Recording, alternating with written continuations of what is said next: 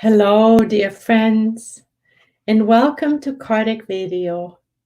The program's name is Life After Life Spirit Reports, and we're gathering every Sunday evening, 6 p.m. Pacific Standard Time.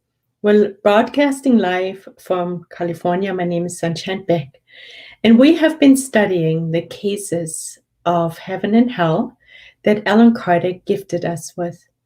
We learned so much in the past year from all the spirits who came before us. And each and every single one's story is teaching us of either what to do or what to avoid.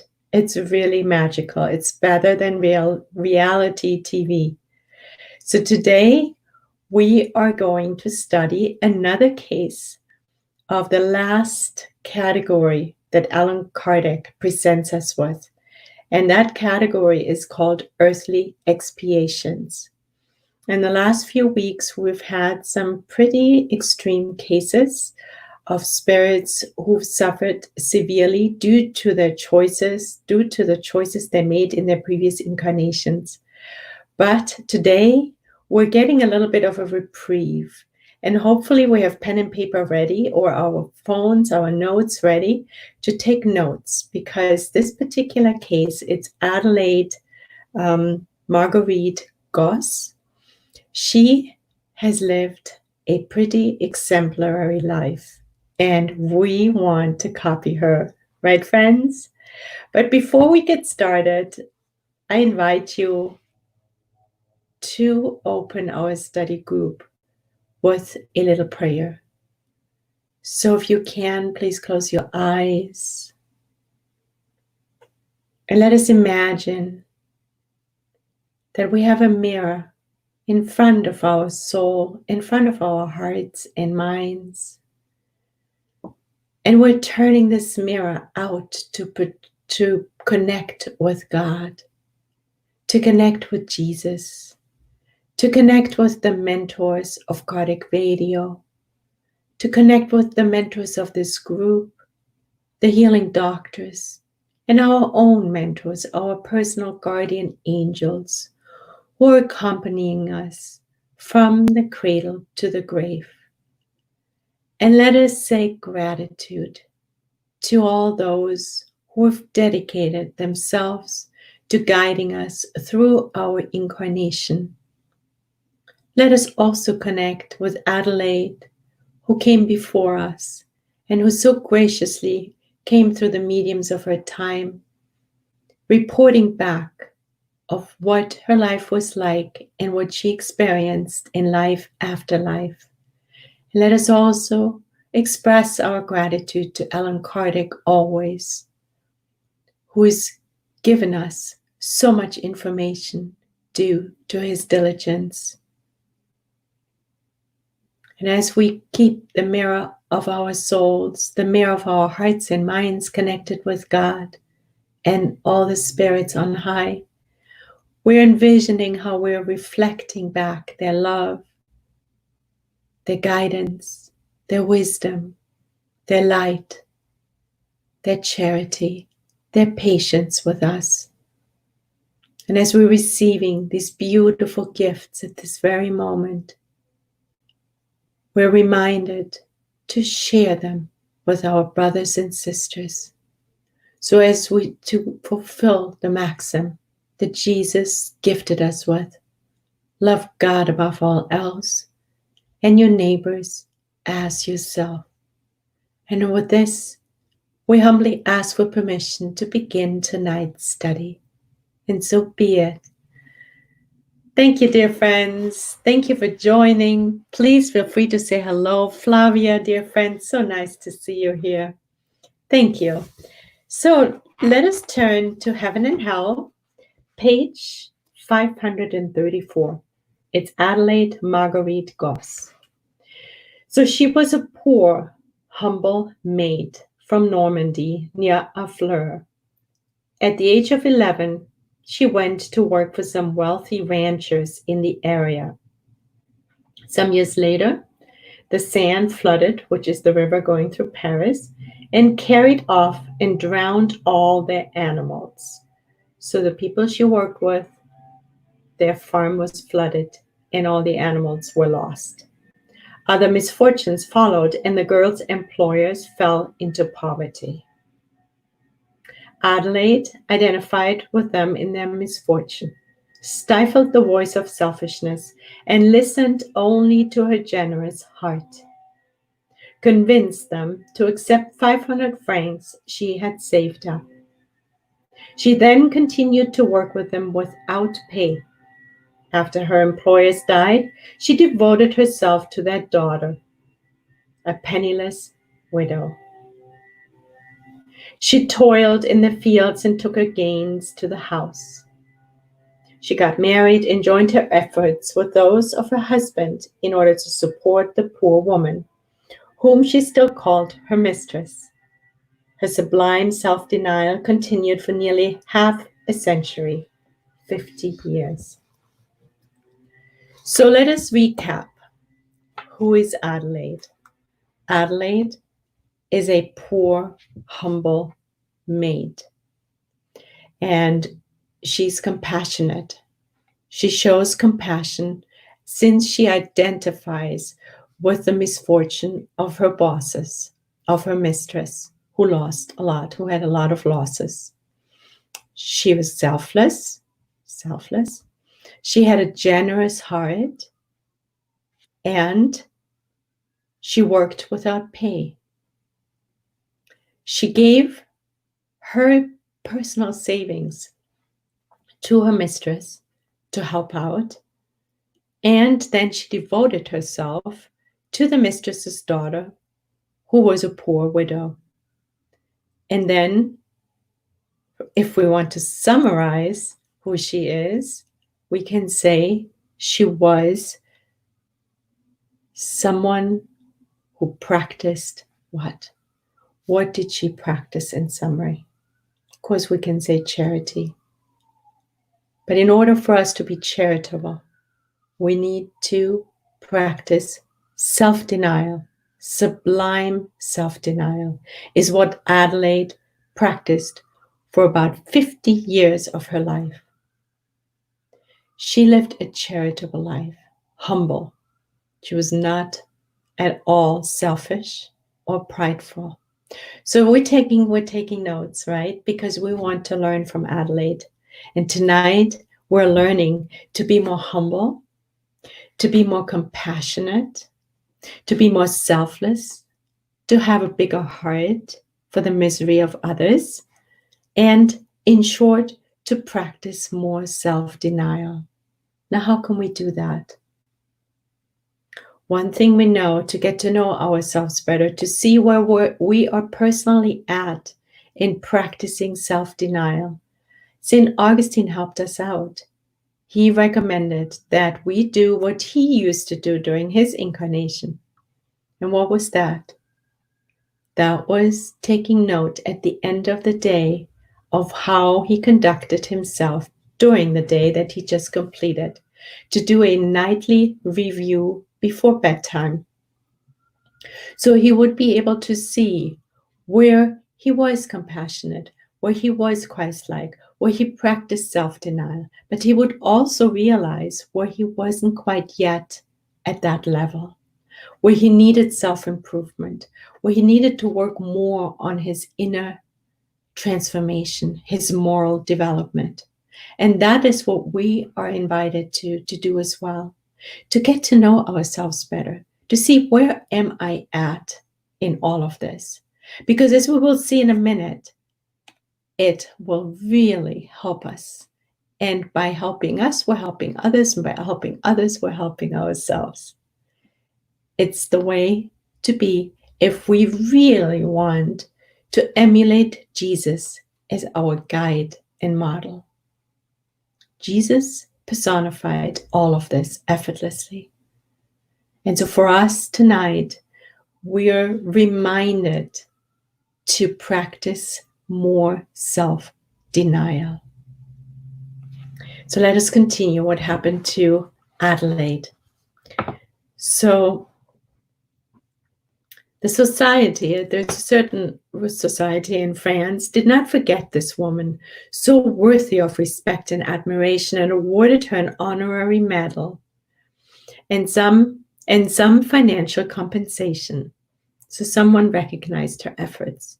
The Masonic lodges of Havre added to this tribute and awarded her a small sum intended for her welfare. So these are the human accolades she received. Then what happened? She experienced an attack of palsy. So that's kind of like a paralysis.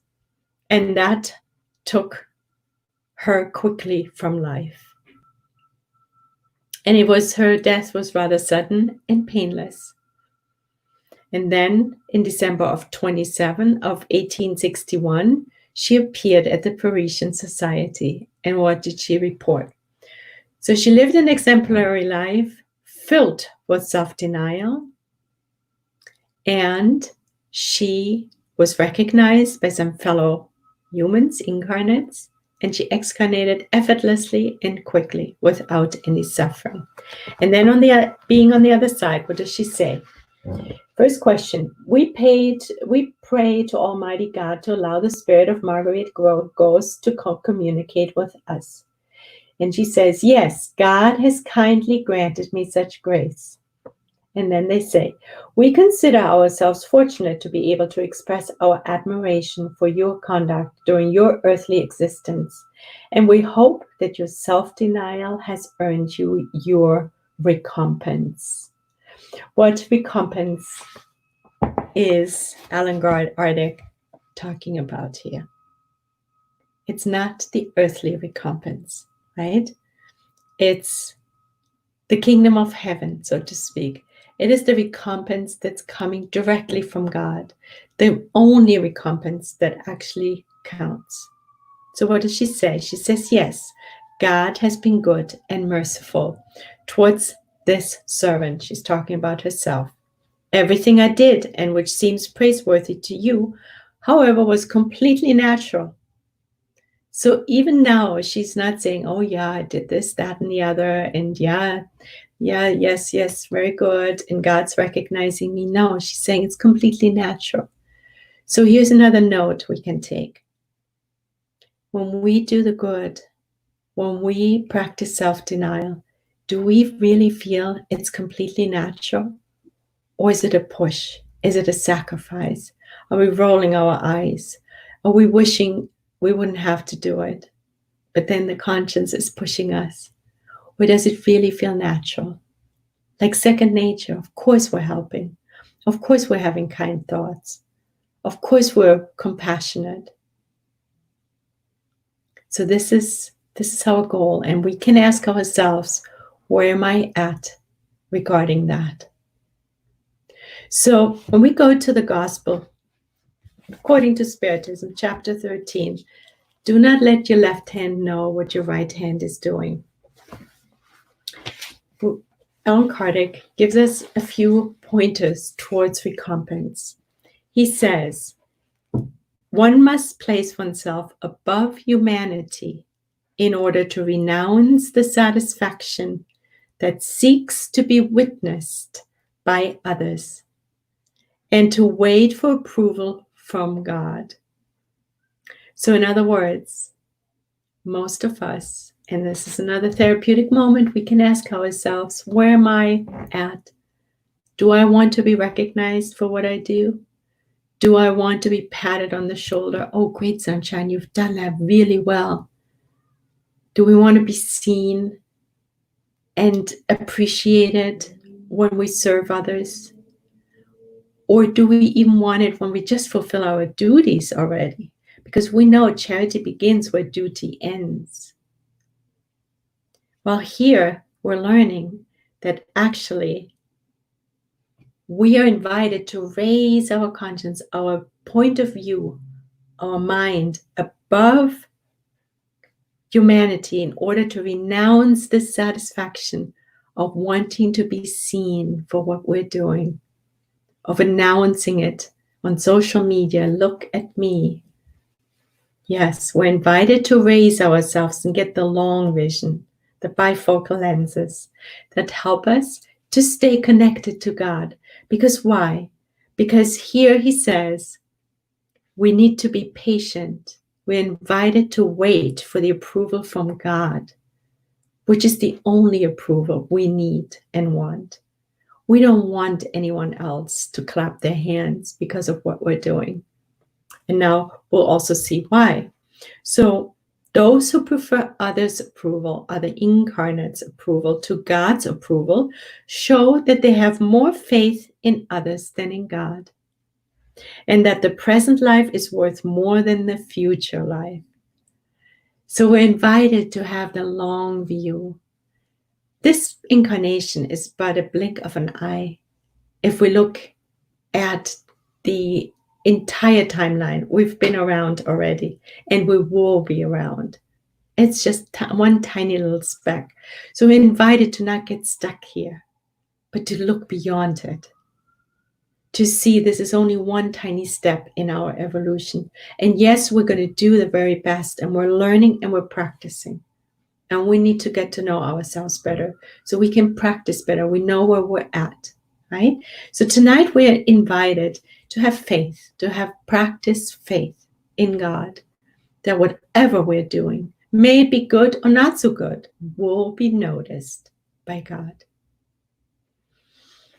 Then he says, those who seek their own glorification on earth because of the good they do have already been paid. God owes them nothing more. The only thing that remains for them to receive is punishment for their pride. Wow.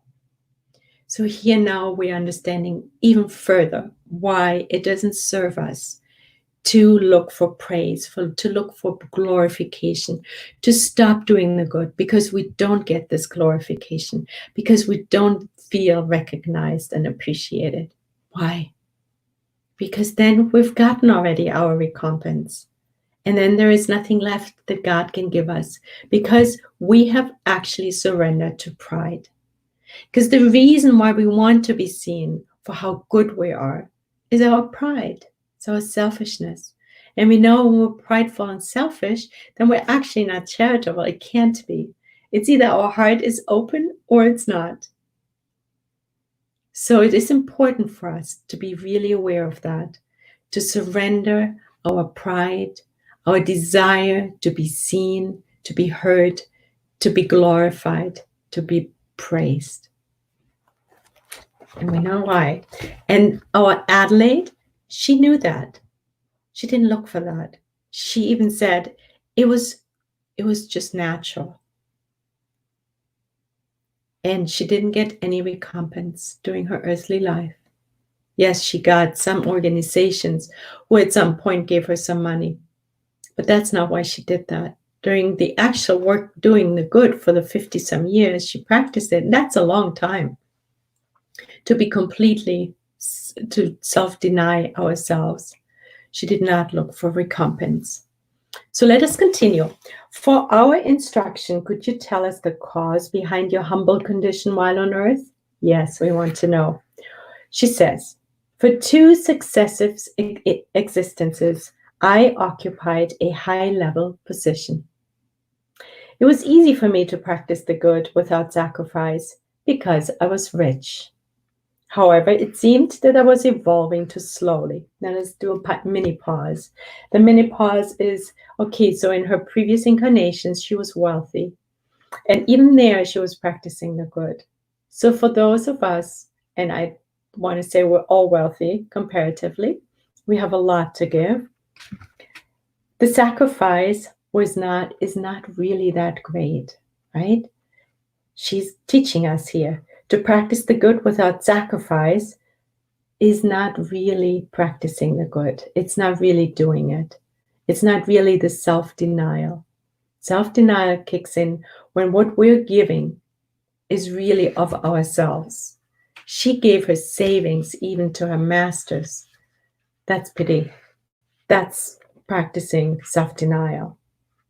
So she wasn't happy with her evolution as a result of being wealthy and giving because she was wealthy. It wasn't really sacrifice, she says. And that is why I asked to return in a more humble condition, in which I would have to struggle with privations. So this is something to note for ourselves. Note for ourselves, when we give the good, are there any privations involved? Or are we just giving what we don't need? Or are we just giving a little bit and here and there, and then we're tired and we stop? Or are we really being diligent and continuous?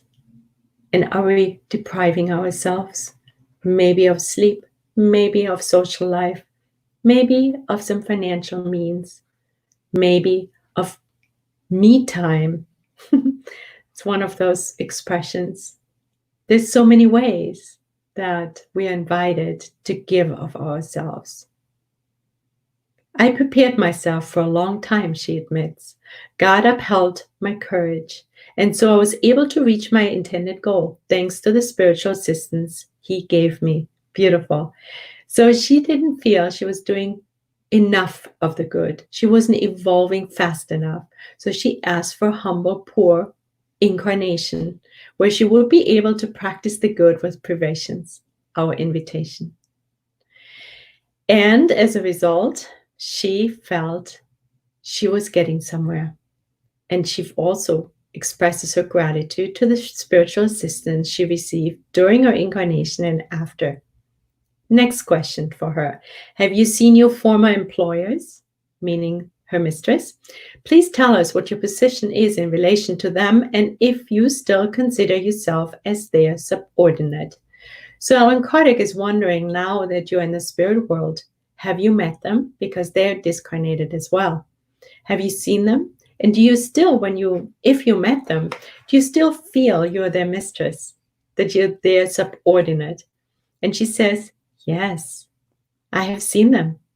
They were present when I arrived.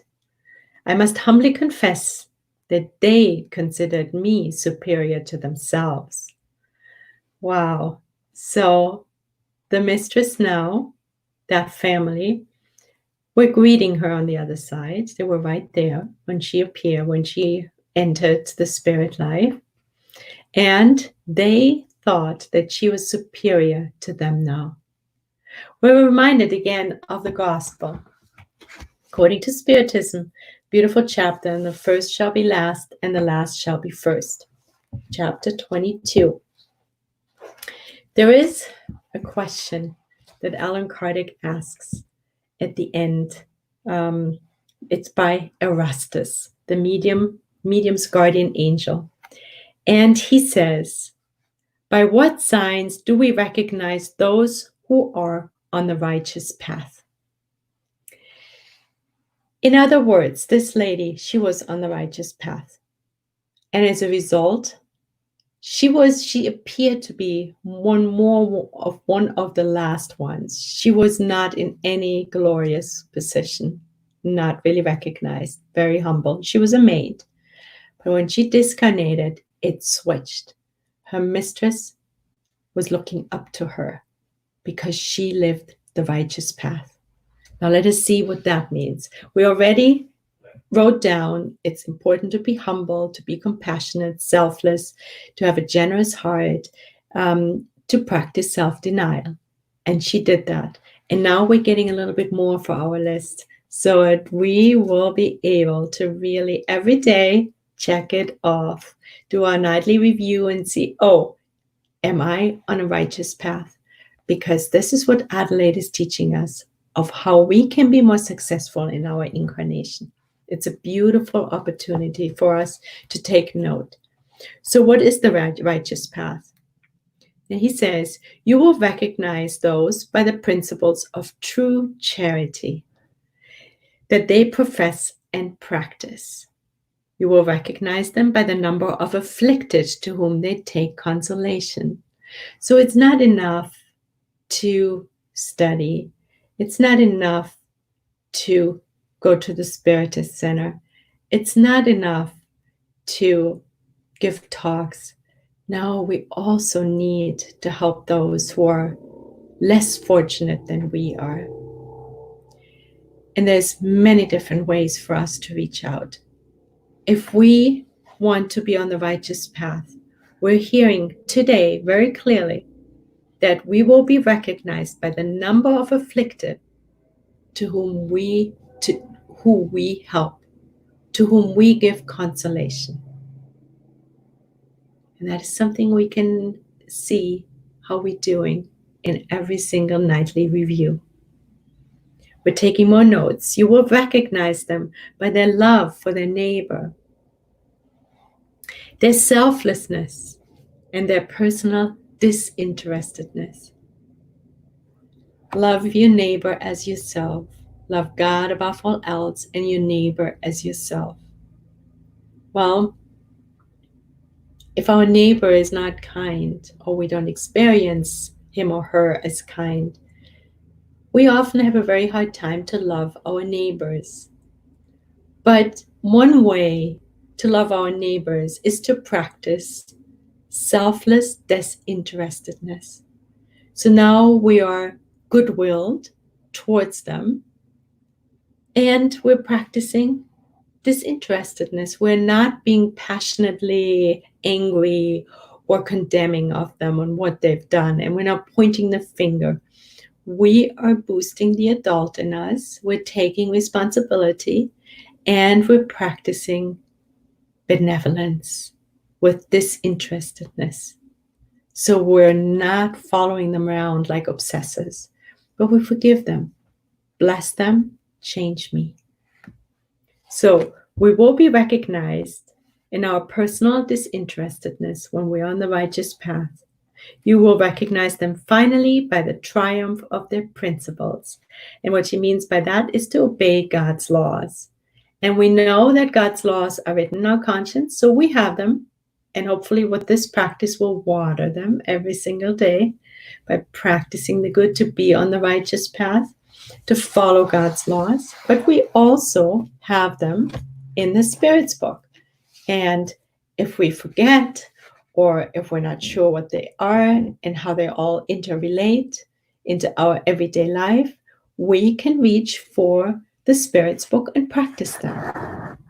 So now we're adding to our list that Adelaide is gifting us with true charity. There is material charity and there is moral charity.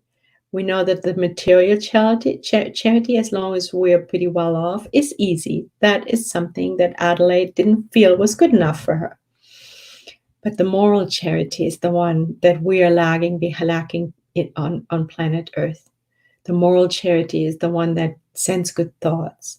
That's the moral charity we're practicing when we're praying for those who are in need or who have trespassed us in any form or shape. The moral charities is when we don't say anything, when we see something that is hurtful. The moral charity is a smile. It's a pat on the shoulder. Moral charity is being benevolent, indulgent, and forgiving, and always prayerful. Then we're invited to love our neighbors more, love more, not less. We're invited to practice disinterestedness and obey God's laws. Adelaide is giving us such good hints. And we know all of this, but it's always good to hear it again. It's always good to recommit. It's always good to stay on course with the help of these beautiful spirits who are here to teach us. So did you have any particular reason for being so fond of them rather than of someone else? She's talking about her mistress. He says, no reason. I could have achieved my purposes elsewhere. However, I chose them in order to pay off a debt of gratitude. I felt I owed to them. In a former life, they had been kind towards me and had rendered me service. Beautiful. So she chose to have this incarnation with that particular family because they had shown kindness to her in a previous existence. And she felt while she was practicing disinterestedness, true self-denial, true charity, true kindness. She wanted to be also paying back what they had given to her. What do you think your future holds? And the answer is, I hope to reincarnate on a world where pain is unknown. You might think me quite presumptuous, but I am speaking to you from the readiness of my character. Furthermore, I submit myself to God's will. She's leaving us with the ultimate reminder to surrender to God's will. This is the other thing that we're invited to do today. We're finishing the day off with the nightly review to get to know ourselves better. And then we indulge in intelligent sleep. And as we wake up in the morning, what are we invited to do now? Following Adelaide's recipe for success. We're invited to make God's to-do list. And not maybe make ours secondary. And hopefully we can bring them together. We work them together. But we're invited to focus most and foremost on God's to-do list in the morning. By making God's to-do list, we're automatically surrendering our will more to God's will. We're automatically going to practice charity and personal self-denial. It will help us to stay on course. So we're beginning the day with God's to-do list, and we're finishing off the day with the nightly review to look at our to-do list, our God to-do list, to see how have I done. Maybe we can check it off. Okay, good. Well done. Next day, we'll do it again. And if we haven't done so well, we forgive ourselves because our intentions are there, and effort and repetition will get better. Every single day will get better. We just need to focus on it. And she says one other last interesting thing, that she's hoping to reincarnate on a world that's more evolved than Earth. So this is also helping us to see why she is teaching us tonight. She is pointing us towards a more evolved world. And since planet Earth is in that process of becoming a world of regeneration, which is a world where love is more predominantly active and not so much pain,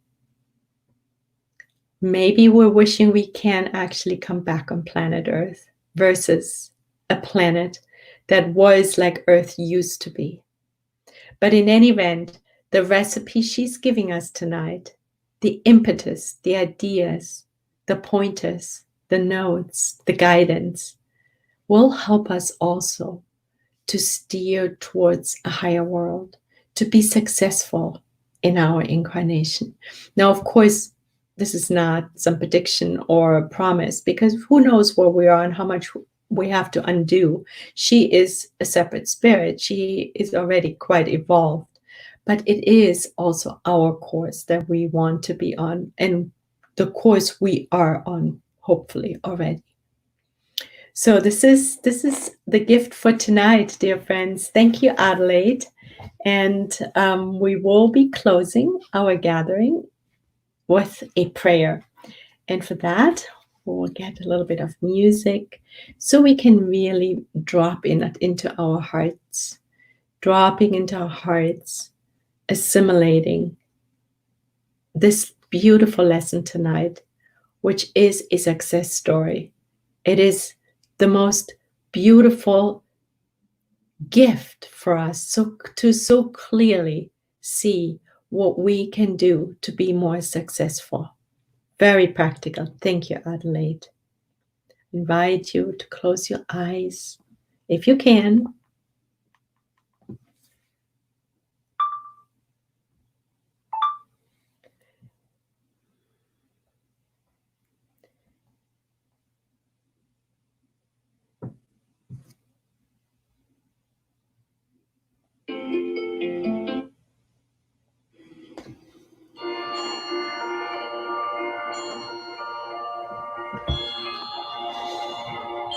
Let us take a deep breath.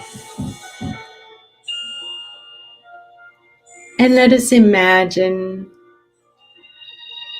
Jesus next to us, his arm around our shoulders,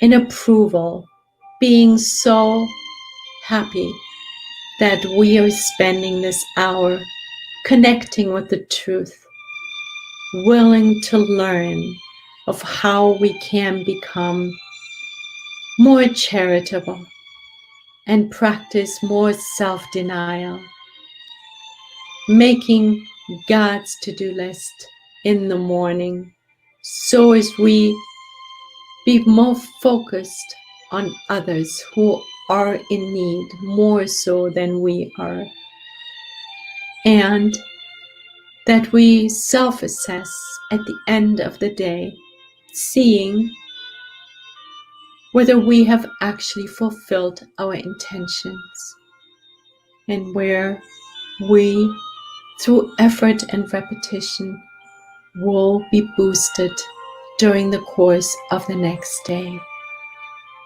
Thank you, God, for being so patient with us and to keep offering us guidance, support in so many different forms and shapes, to giving us this many opportunities to be helpful to our brothers and sisters.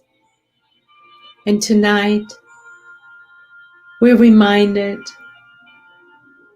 to practice in the week to come the beautiful maxim that Jesus gifted us with. Love God above all else and our neighbors as ourselves. Dear God, we will make an extra effort to be more giving and selfless. Thank you, Adelaide. Thank you, Allan Kardec. Thank you, dear mentors. And with this, we ask for permission to close tonight's gathering. And so be it. Thank you, dear friends. Thank you for joining. This is daily. Thank you so much for this, for being here. And yeah, thank you. The message is so inspiring for all of us, isn't it? And I know we've heard it before, but it's always good to be together and to boosting our desire to do the good, right? And then there is Maria, Claudia. Thank you, dear friend, for joining. Carol, dear friend, thank you so much for being here. Nora Brazil, dear friend, thank you for being here. Flavia and Estella. And I think there's a few more, but if I don't see you, please feel embraced, feel loved. And thank you so much for joining me in this precious lesson tonight by Adelaide.